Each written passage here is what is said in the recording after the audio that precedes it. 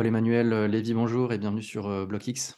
Paul-Emmanuel, tu es CRO chez AnyBlock, donc une société qui propose des services et des produits dans le Web3, dont on va parler aujourd'hui. Est-ce que tu pourrais dans un premier temps te présenter ton parcours et ton arrivée dans la blockchain, s'il te plaît? Bien sûr. Alors, merci de me recevoir. D'abord, je vais essayer d'être le plus succinct. Je suis arrivé dans la blockchain parce qu'un ami m'avait parlé de Ethereum en 2016 et je viens d'un MSI en finance. Donc, en fait, on s'intéressait à tout type d'investissements un peu originaux qui performaient bien. À la suite de ça, j'ai continué mon expérience dans les fintech avec un background du coup Master of Science en finance et bootcamp au wagon, donc un petit background de développement. Et après avoir évolué dans les fintech, j'ai cherché un environnement qui pourrait me rendre encore plus compétitif sur le marché du travail et qui continuerait à valoriser en fait mon, mon background technique et financier. Et du coup, la blockchain et la crypto est devenue assez évidente. Et du coup, j'ai postulé chez AnyBlock et j'ai eu le coup de cœur. Ouais, donc ça fait un petit peu plus de 2 ans, hein, comme on peut voir sur ton écran, que tu es chez AnyBlock. Du coup, est-ce que dans un premier temps, pour remettre dans le contexte, tu peux expliquer dans les grandes lignes ce qu'est AnyBlock? Ouais, bien sûr. Alors, AnyBlock, c'est une société de services et de produits qui a pour but de permettre aux entrepreneurs, ETI et grandes entreprises, grâce à nos solutions de services et de produits, d'onboarder du coup le prochain million d'utilisateurs sur leur application Web3. Donc, on a vraiment produits et services. On va peut-être attaquer directement dans le vif du sujet. L'offre de service, c'est un petit peu votre offre historique, de ce que j'ai compris. Est-ce que tu peux décrire un petit peu ce que vous faites? Exactement. Nous, l'équipe, ça fait très longtemps qu'elle bosse sur ce sujet-là et qu'elle accompagne des grandes entreprises et institutions depuis 2015. Euh, donc, historiquement, on offrait des services grâce à ces talents que l'on a chez nous, du coup, de développement de solutions blockchain, principalement initialement dans le secteur de l'industrie. Et voilà, on a continué à le faire jusqu'à maintenant. On continuera toujours à le faire et on le fait encore pour des grands comptes comme Sandbox, par exemple. Et, euh, et l'offre de produits, si tu veux, je passe à l'offre de produits aussi. Donc, concernant l'offre de produits, là, c'est beaucoup plus au cœur de notre stratégie depuis à peu près 2 ans. Toute cette, euh, toute cette compétence et cette expertise que l'on a en tant que pionnier du secteur en France, on a voulu donner accès à des sociétés et des entrepreneurs qui ont moins de budget et qui ont des demandes et des besoins qui sont beaucoup plus standards. Et on l'a fait sous forme de produit. Donc, ce produit a pour but d'apporter toute l'infrastructure nécessaire, vraiment seamless, donc invisible auprès de leurs clients, pour leur permettre de développer un business sur le Web3 et d'onboarder un maximum de non-crypto savvy sur leur application Web3. Donc, on a 3 produits principalement, tous évidemment basés sur un système d'API. La NFT Marketplace en marque blanche, la solution d'émission de security token et le wallet. Et notre vision à terme, c'est évidemment de leur permettre d'être utilisés de la manière dont on le souhaite, la manière la plus flexible et de bénéficier du coup de tous les bénéfices qu'on a incorporés dans cette techno de sécurité et de scalabilité. Ouais. Tu t'as mentionné, là, vous êtes arrivé en 2015 avec AnyBlock. Vous faites vraiment partie des pionniers de l'écosystème en France. Je pense qu'à l'époque, il n'y avait pas grand monde. Aujourd'hui, cette légitimité que vous avez construite à travers toutes ces années-là, elle vous permet de vous adresser à des gros clients comme à des petits, parce que tu as mentionné que vous travaillez aussi avec des plus petites entités qui souhaitent se lancer. Principalement, votre activité, comment vous vous répartissez entre les gros clients et les petits? Bah, on la sépare totalement chez nous. Ce ne sont pas du tout les mêmes profils qui vont travailler sur le produit.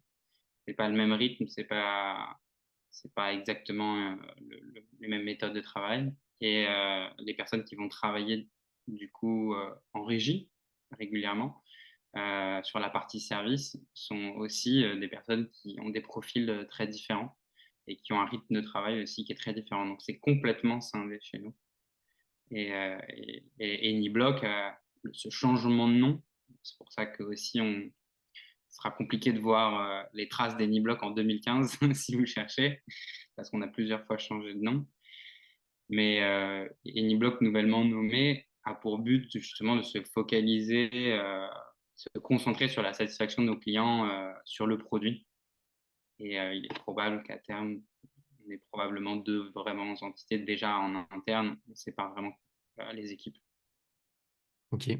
Quand tu parles des gros clients, parce que j'en profite d'avoir une entité qui s'adresse aussi aux gros clients, qui sont plus difficiles un peu d'accès et les gros clients généralement vont aussi travailler avec des boîtes, qui ont déjà acquis leur légitimité. Est-ce que c'est vraiment des clients du secteur du Web3, donc tu as nommé The Sandbox, ou est-ce que vous travaillez aussi avec, des entités plutôt classiques, du Web2 et autres?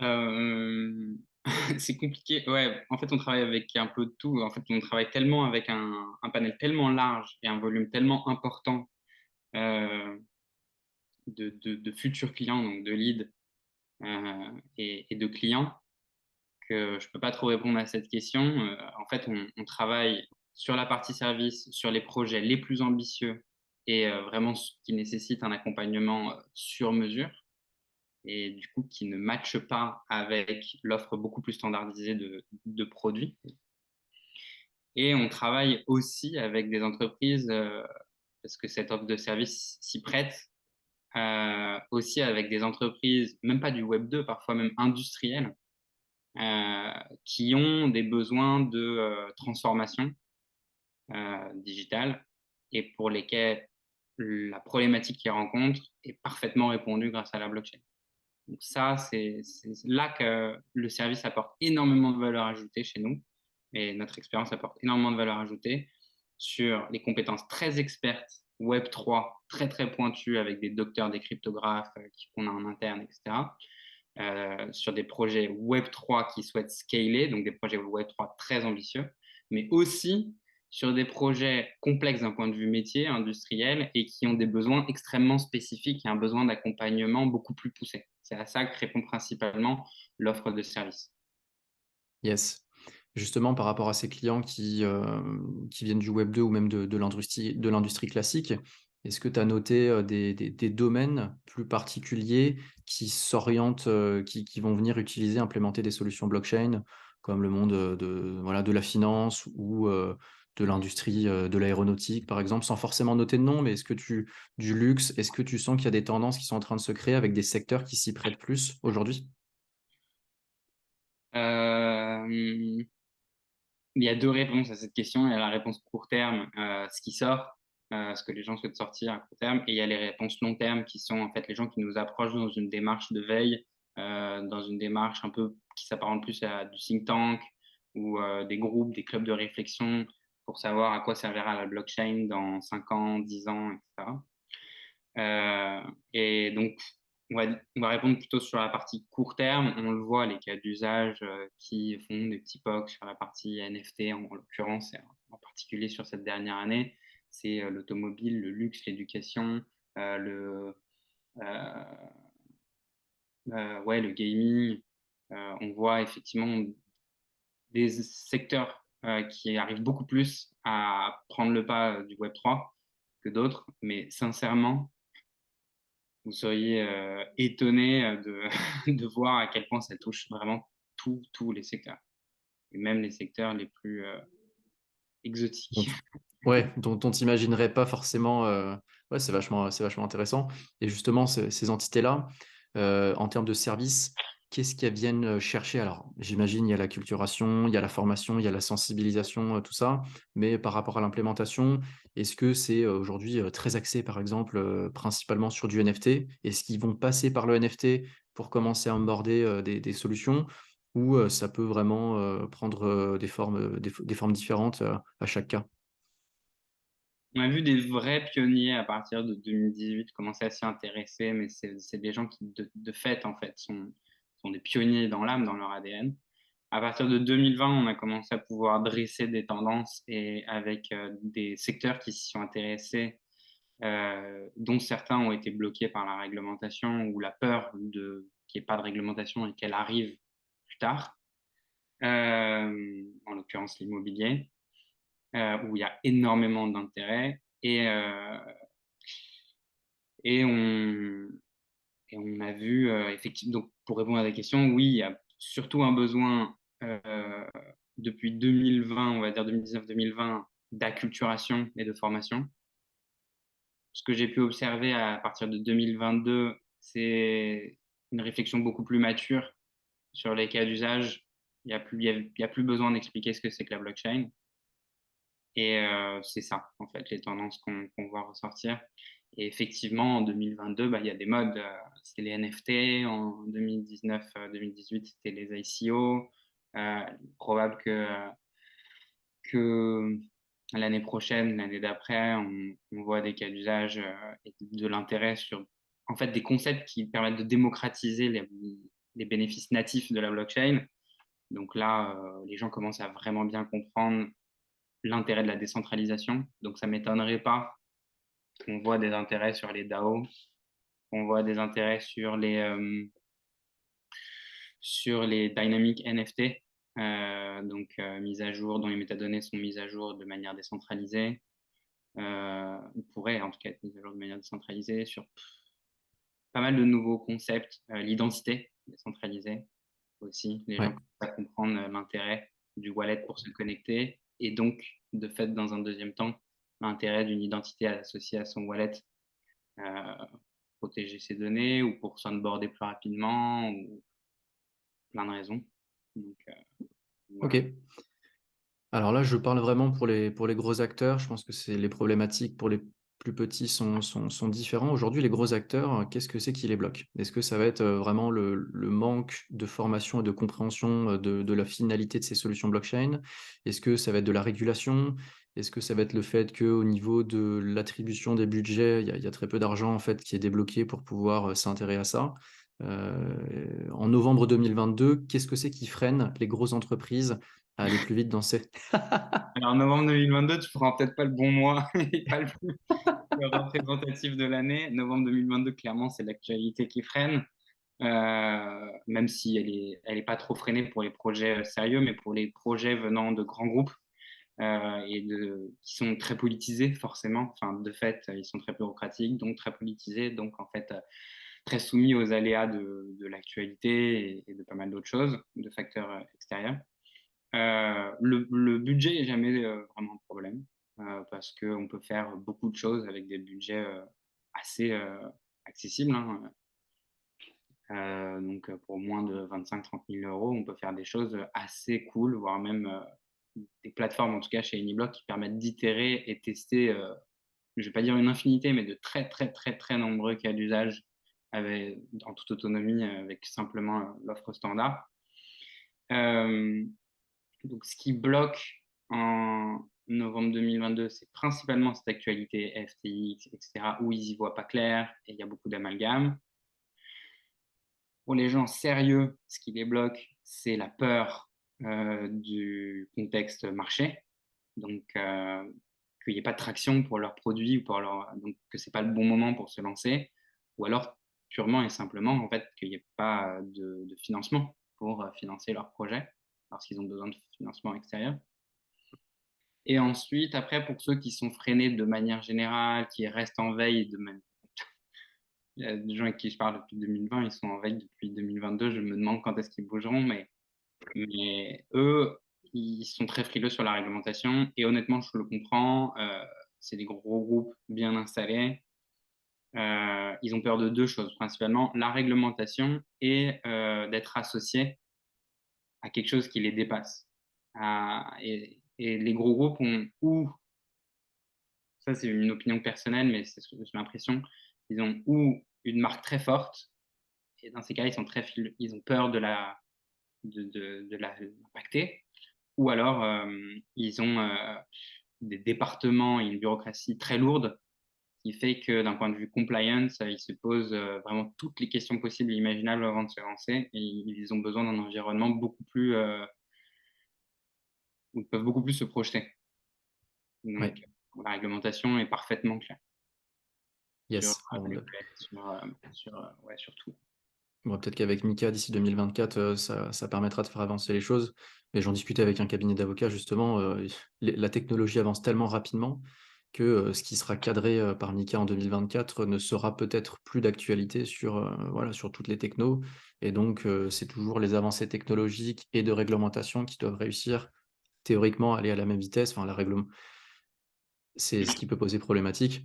Moi, j'ai une question qui revient assez Et ça, c'est régulièrement, un autre de et ça, c'est un autre problème, vas-y. cette année que j'ai passé, c'est effectivement la technologie dans les médias, telle qu'elle est démocratisée, va beaucoup plus lentement que qu'on le laisse entendre, en fait. Et donc du coup, il y a un truc qui les freine, c'est qu'ils viennent en disant: «Ah, j'ai très bien compris les concepts théoriques de la blockchain, je veux faire ça ou du Web3». Et en fait, on leur dit: «Bah, vous pouvez, mais aujourd'hui la technologie, on dit qu'elle le fera, mais en fait aujourd'hui, elle est pas du tout suffisamment robuste ou scalable ou performante ou ouais, sécu pour le faire». Ouais, il y a beaucoup de fragilité encore, hein. C'est, Mmh. enfin, enfin, je donne des exemples, c'est du code, bah, si c'est pas bien écrit, on voit ce que ça peut donner, on voit ce que ça peut donner. Il y a un manque de recul aussi avec, le fait que tout ça soit assez, récent. Bah, Mmh. justement, je voulais y venir, c'est une question qui me revient assez de mon entourage ou quand je discute avec des gens, c'est, globalement, alors que ça soit des petites ou des grosses structures, ils viennent vous voir chez Niblock, pour des offres de services. Est-ce que c'est, j'en sais rien, à 70 de la formation, par exemple, de la sensibilisation? Ou il y a vraiment des implémentations de solutions blockchain? Et globalement, si tu peux citer, 3 ou 4 cas d'usage aujourd'hui qui peuvent, être implémentés en entreprise et qui ont une réelle valeur ajoutée? Alors nous, la formation, on la fait pas. Nous, on est des tech providers, donc on va mettre à disposition des compétences tech ou des produits tech qui vont permettre de réaliser des projets concrets. Le moment où les gens nous contactent, qui est le plus pertinent pour nous, c'est idéalement lorsqu'ils ont une idée assez claire de ce qu'ils veulent, voir un cahier des charges. S'ils en ont pas, c'est pas très grave, on peut bosser sur l'architecture et essayer de développer leur cahier des charges, occasionnellement. On sélectionne à travers un comité assez, de plusieurs, ouais, personnes, qui avec différents points de vue, globalement nos projets. Et en fait, s'ils arrivent un tout petit peu trop tôt, on peut les accepter si effectivement il y a du potentiel et que c'est très intéressant.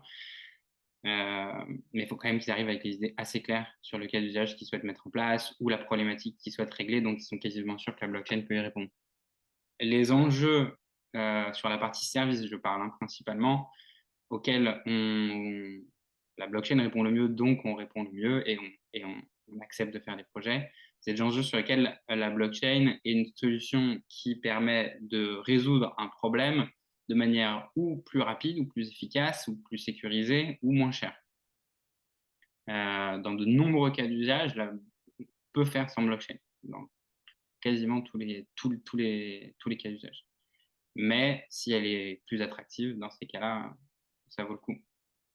Et C'est ces questions. Voilà, c'est quel cas d'usage la blockchain vient parce qu'encore une fois, le but du jeu, c'est pas faire de la blockchain pour faire de la blockchain. Quels sont des cas d'usage, des tendances, des endroits, ça peut être, je sais pas, de l'audit, de l'eurodatage ou ces choses-là, où vraiment la blockchain va avoir une réelle valeur ajoutée et qu'on peut implémenter dès aujourd'hui, quoi. Qu'on doit pas attendre que la technologie mature et je parle vraiment d'aujourd'hui. les enjeux de consortium, sont intrinsèquement liés parfois ou d'échange de données, dans un écosystème sont intrinsèquement liés à un problème de confiance ou bloqués par des problèmes de confiance. Il y a un super podcast à écouter, NFT Business Podcast, il me semble, de Charles, du coup, notre CEO, assez récemment, qui parle quasiment exclusivement de la partie, bénéfice de la blockchain qu'on a pu apporter depuis, quasiment 8 ans, à des, entreprises industrielles ou gros institutionnels pour apporter de la confiance et il va rendre vraiment dans les détails.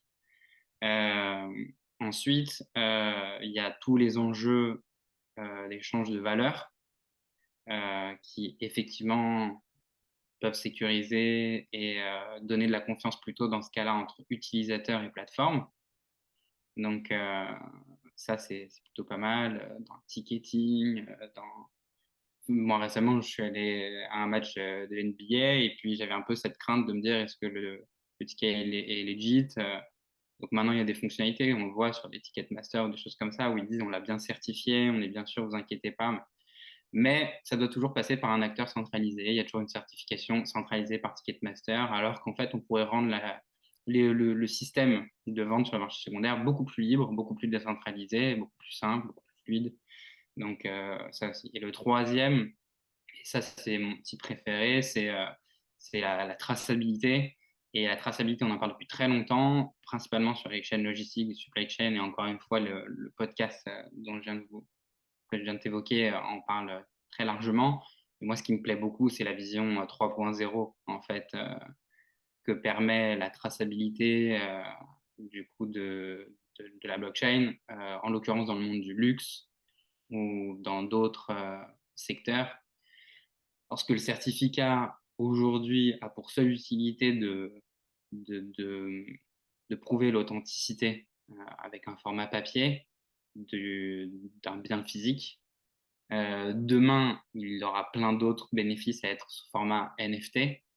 Il y en a un, moi, que j'adore, c'est vraiment réussir à ces marques à accéder à toute cette audience sur le marché secondaire qui ne vient jamais en magasin ou qui ne se rend jamais sur leur site directement et qui ne vont que acheter sur Vinted, Le Bon Coin et sur le marché secondaire et qui parfois représentent plus de la majorité de leur marché.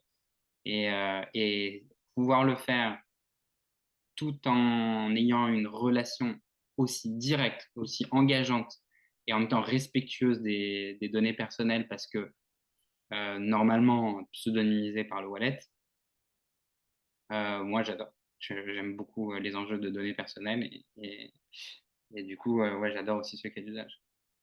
Yes. Justement, on va arriver quasiment déjà sur la fin de l'interview. Je voudrais aborder cette dernière question un petit peu plus sur le futur. Selon ta vision, quels vont être les enjeux majeurs? Alors je parle, vraiment large, Web3, blockchain, NFT, les enjeux majeurs de cette technologie-là, que ça soit pour de l'adoption, que ça soit de manière technologique, compliance, sur les prochaines, allez les 2 prochaines années, par exemple? Tu me demandes de faire le devin là, c'est ça? C'est pas faire le devin, c'est donner les tendances. Tu as parlé des DAO par exemple, je pense qu'aujourd'hui, les DAO c'est une super techno, mais qui est Ouais. très peu mature, donc très peu Mmh. utilisée, qui dans 2 ans, je pense que ça va être un outil qui va être super, qui va pouvoir s'implémenter dans beaucoup de domaines. Mmh. Heu, voilà, je pense qu'il y a est-ce qu'il y a des tendances qui sont en train de se dessiner? Donc tu as parlé aussi des dynamiques NFT. Est-ce qu'il y a d'autres choses, toi, que tu regardes, que tu suis, qui est encore un peu, à l'état embryonnaire, par exemple, et qui va pouvoir se développer, voilà, sur les 2 prochaines années. Bah, naturellement, je suis un peu biaisé par la vision de Anyblock, Tu vu qu'on l'oriente justement sur ces enjeux-là.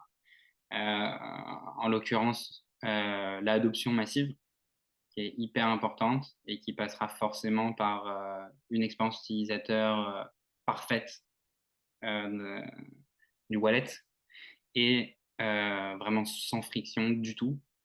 Et c'est ce qu'on a conçu et c'est ce qu'on va essayer de démocratiser en 2023.